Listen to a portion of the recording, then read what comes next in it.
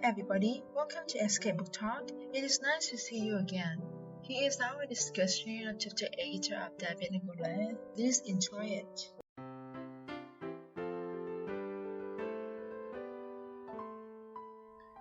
Chapter 8 Wilma Derksen.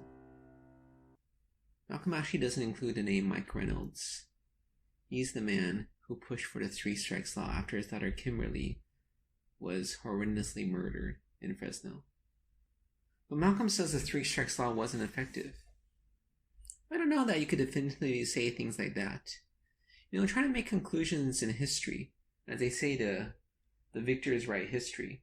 But there's lots of different ways to interpret events. You don't even know what people were thinking. Even if they wrote it, they may be lying. They may be mistaken. But I would say, if you want to put it simply, the 3 strikes law wasn't effective because these people weren't killed.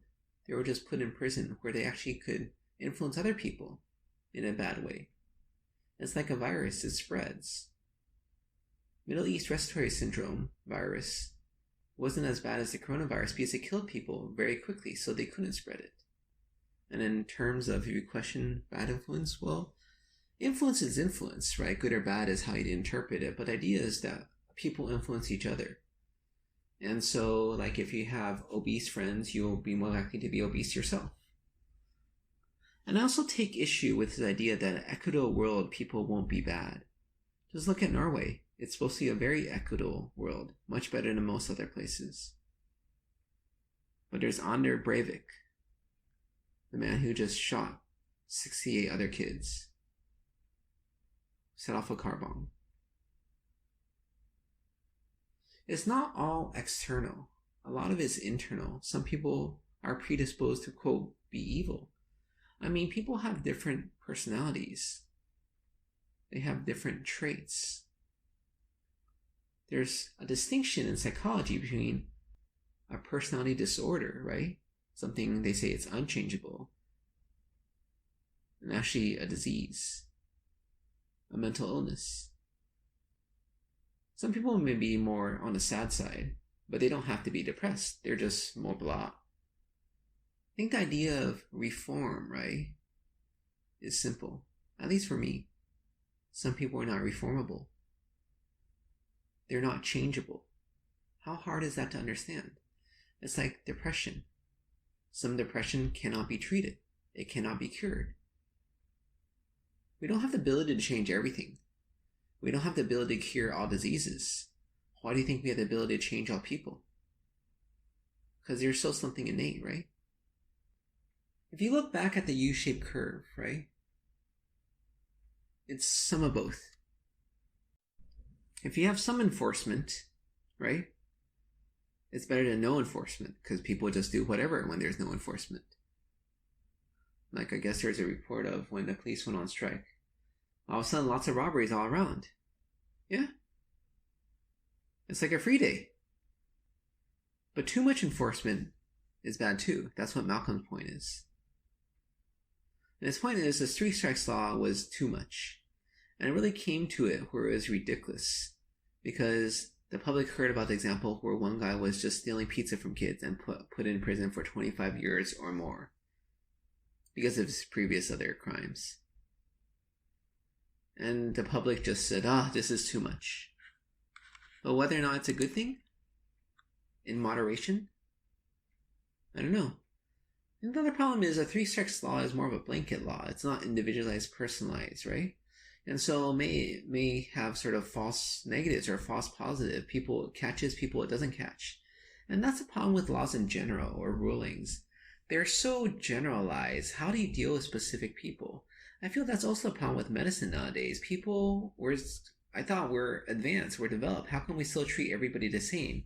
Shouldn't we treat them differently? So he gives the example of Wilma Derksen, somebody who had a horrendous thing happen to her daughter. Maybe even worse than Mike Reynolds' daughter. And she was found tied up in a barn and frozen to death. But she comes from a religion that teaches forgiveness, turning the other cheek to the utmost.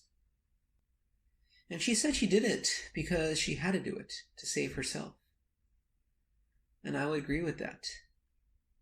Mike Reynolds didn't save himself. His life changed dramatically. He's not a happy-go-lucky guy anymore. He has this bitterness in his heart that will be with him till he dies. But Wilma Derksen, she was able to forgive and move on. But I don't know. I don't think it's a choice the government should force on you. Should the government say nobody can make more than $150,000 per year because you're not going to be happier when you get above that? For Malcolm, right?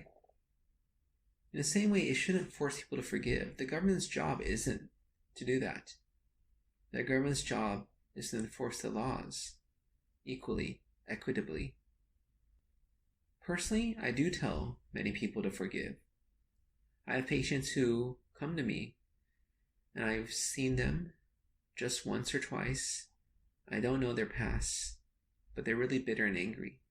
Because some doctor in the past has missed their cancer, and now they have metastatic stage 4 cancer and only a few months left to live. I don't tell them that, I don't try to justify the behavior of the other doctor. I don't try to say, well, it's difficult. No. What I say is, look, I agree with you. The other doctor should be sued. They should get their license taken away. But you have to make a decision for yourself. In your few months to live, how do you want to live? Bitter, angry, spending all your time on filing this lawsuit? If you win the money, there's no point, right? You won't have any time left. Or would you rather just move on? Just enjoy what time you have left with your friends and your family. It's not my decision.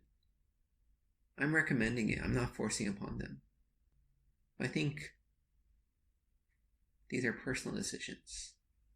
And like everything else in the book, there's nothing good or bad. It's all a matter of perspective. I think it's not so simple. Because when Malcolm Gladwell talks, it seems like he's saying Wilma Derksen's way is so much better and Mike Reynolds' way is so bad. And I disagree. They each accomplish different goals. Wilma has helped herself in life. She's a happier person. Mike is not, but he's also changed the world. Wilma has not.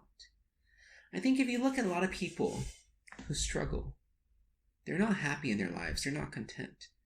And that's why they keep on struggling. They'll never be content. They're not that type of person. Steve Jobs, you would think he had it all. Apple was doing so well. It came back from the verge of bankruptcy. There's the iPhone. Now we take all things for granted, but it was amazing back then. And yet, he didn't retire, go on to do other things. Bill Gates has moved on doing charity work, but he just kept doing Apple. He had a grudge against Google for stealing it. Declare thermonuclear war on Android. Was this good for him? I don't think so. Was it good for the rest of us? The people who keep on striving? The people who have this fire burning in them for one reason or another, who have to accomplish something in life? Yeah. I think it's very good for society. I think we need those people, just like we need people like Jay Freireich. People who almost sacrifice themselves for the good of society. End of chapter 8.